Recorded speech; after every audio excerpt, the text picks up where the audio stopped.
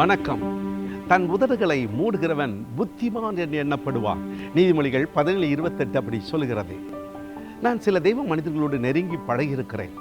1000 வார்த்தைகள் நாம் பேசினாலும் அவர்கள் மிக மௌனமாக இருப்பார்கள். அல்லது ஒரே ஒரு வார்த்தை சொல்லுவார்கள், கிருபை. அவ்வளவுதான், முடிஞ்சிடும். காரணம், அவர்களுக்கு தெரியும் தன் உதடுகளை அடக்க அடக்க புத்திமானாக இருக்க முடியும் என்று. ஏனால் சொற்களின் மிகுதியினாலே பாவம் இல்லாமல் போகாது.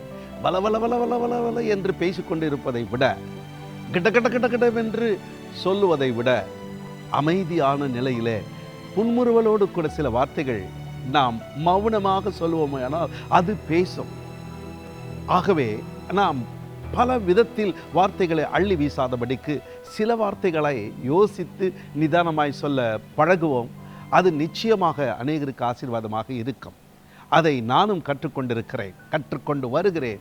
ஆக மெதுவாக பேசி பழகுங்கள். உங்களுடைய வாழ்க்கை இனிமையாக இருக்கும். இந்த நாள் இனிதாக மாற நான் வாழ்த்துகிறேன். God bless you.